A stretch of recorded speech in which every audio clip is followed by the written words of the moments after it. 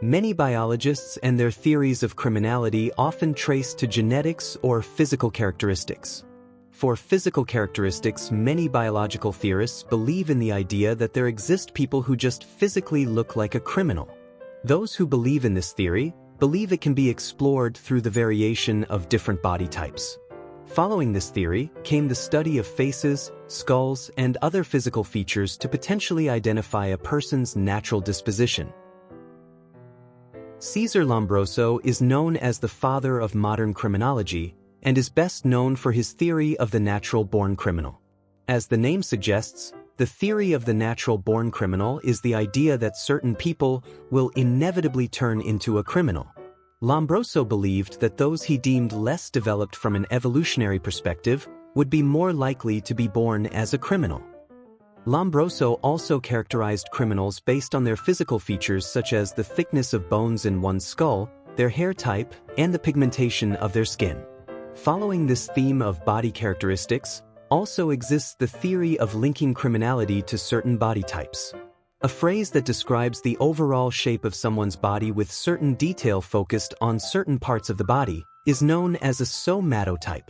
Some biological theorists believed you could link certain body types to criminality. One of these believers was William Sheldon, who categorized 3 different body types. The first body type categorized were the mesomorphs. This category related to individuals who were seen as more physically stronger, aggressive, and extroverted. The second category were the ectomorphs, which are individuals who were seen as weak, frail, and introverted. The final category were the endomorphs, who were seen as friendly, overweight, and overall, very outgoing. It is important to note, however, that the source of information for this video does not state any empirical data to back up this theory. Efforts within biological theories of criminality have also attempted to link genes and chromosomes to crime. Studies involving the XYY syndrome have attempted to show that the presence of an extra Y chromosome links to extra testosterone within males.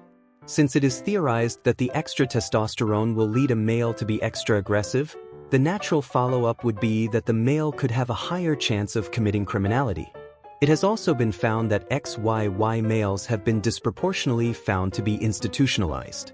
Although there is groundwork for this theory, studies and overall data for this theory have been incomplete. Studies that have conducted this theory oftentimes have small sample groups, which could conflict with results. It is important to note, however, that the majority of criminals are still those with the average XY chromosome pairing. When bringing up the factor of intelligence and linking it to criminality, the point stems around the idea that certain people, whether it be because of hereditary degeneration, a mental deficiency, or even just flat out being too dumb, could act upon crime without realizing the consequences of their behavior. Hereditary studies have tried to link criminality to some form of mental deficiency. The belief from these studies suggests that low intelligence could be contributing to crime. Numerous studies have been done to link intelligence to prison inmates. It was reported that within one inmate population group, that 89% of the group were found to be feeble-minded.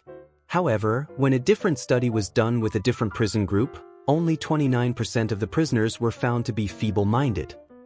A man by the name of Charles Goering would publish a study called The English Convict, where Charles found that criminals were also low in intelligence, in which Charles took this as a sign of hereditary inferiority. Before ending off this video, I'd like to make a disclaimer that this video was made for educational purposes and does not reflect an opinionated view.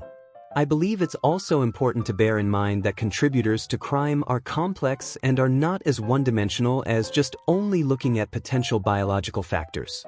I would also like to credit the source of information made for this video, which is a book called American Street Gangs, the Second Edition, by Tim Delaney.